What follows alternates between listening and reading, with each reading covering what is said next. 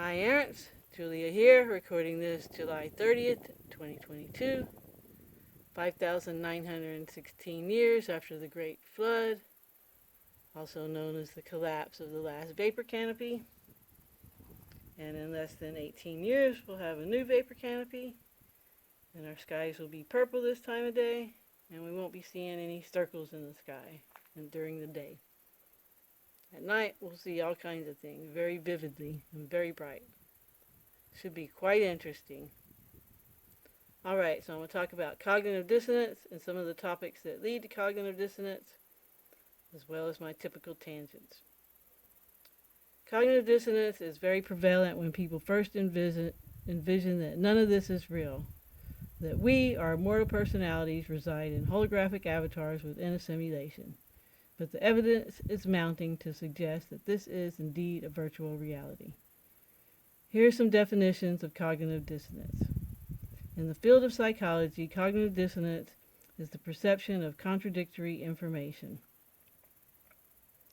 Relevant items of information include a person's actions, feelings, ideas, beliefs, values, and things in the environment.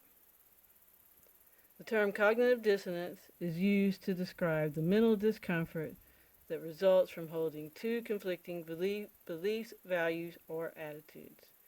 People tend to seek consistency in their attitudes and perceptions, so this conflict causes feelings of unease or discomfort. People often get emotional, often angry at the source of the information, or angry at the information itself. Anger is one of those things, huh? Cognitive dissonance is the real epidemic. We all experience it. It's how we deal with our cognitive dissonance that matters. Beliefs are what prevent people from seeing the truth, which is often in plain sight. We are in an age of revelation, and truths are being revealed that have the potential to challenge our beliefs. If you're going to have beliefs, then you have to be willing to change them. Beliefs need to be malleable. I like to say I think instead of I believe, but that's just semantics.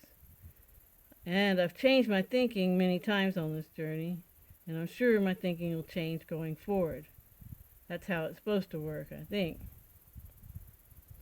Realizing we're on a flat, enclosed plane, that our history is a lie, that science is a religion, and one of the big ones, that we're living in a simulation, all lead to cognitive dissonance initially. We have to firstly be aware that we're experiencing cognitive dissonance, and then take the time and effort needed to work through our discomfort. So many people stop exploring the enigmas of this reality because they can't get past their beliefs and aren't willing to change them. So they stay stuck in their paradigm created by their limited beliefs.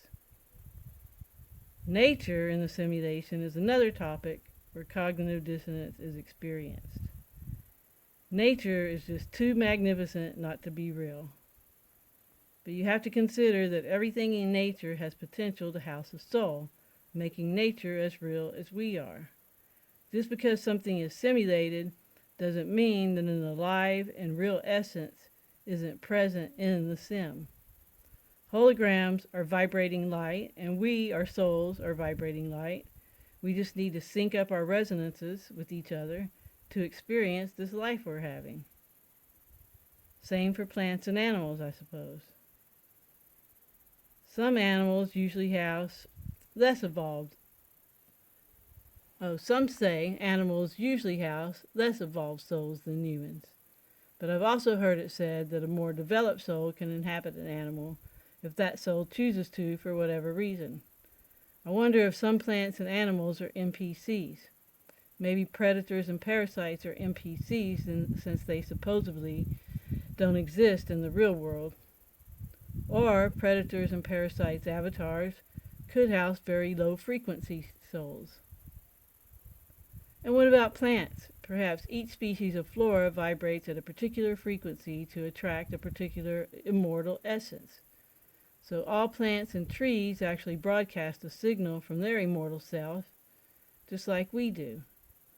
One of the things that jolted me out of atheism, or however you would say that, atheism, was when I heard that that the Ayahuasca Sacrament was a combination of two different plants which needed to be brewed in order for the sacrament to have its effects.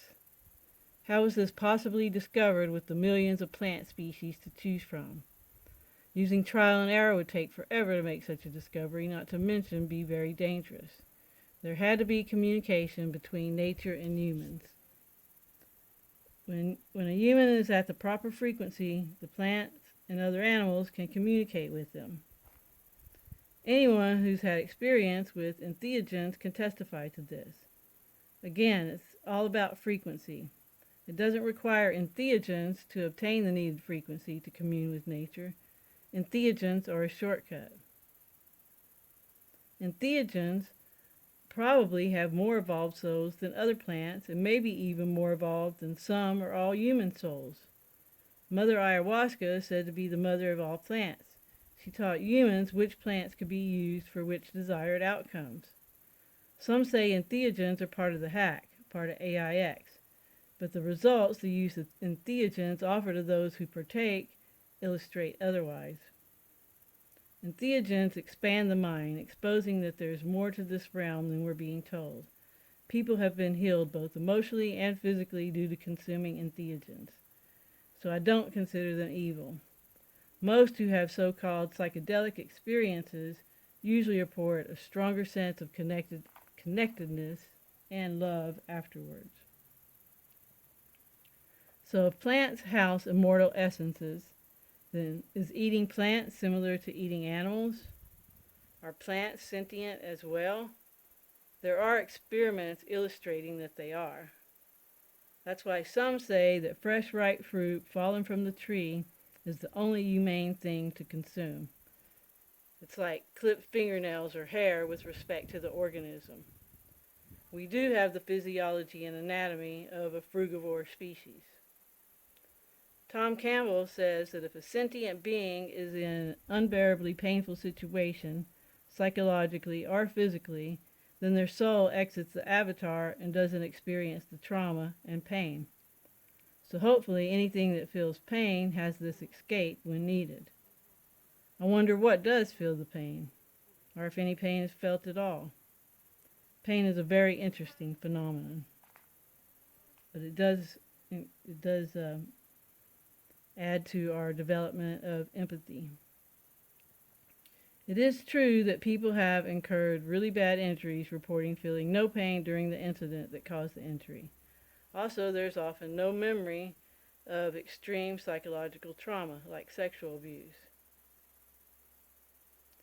And then there's crystals. Tesla said, in a crystal, we have clear evidence of the existence of a formative life principle. And though we cannot understand the life of a crystal, it is nonetheless a living thing. So do crystals have soul too? Many ancient teachings say that everything is alive, that everything has soul. Perhaps this biosentient holographic template is one big organism, and we and everything else are all like its cells. Nothing is inanimate. I often feel that everything in my surroundings is alive. I talk to things, the car, the house, the phone. Of course, I talk to the animals. The bigger question is, how deep does awareness go? Is every atom aware in its own right? Does awareness necessarily equate to having a so-called soul? I suppose that's an age-old question. So how souls enter the simulation is a whole nother rabbit hole too. So we have to suspend our disbelief and examine all possibilities if we want to find the truth.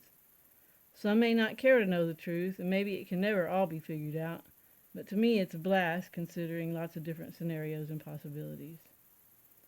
So thanks for listening, and please let me know what you think, and I hope you have a great morning, afternoon, or evening wherever you are, and I'll talk to you next time.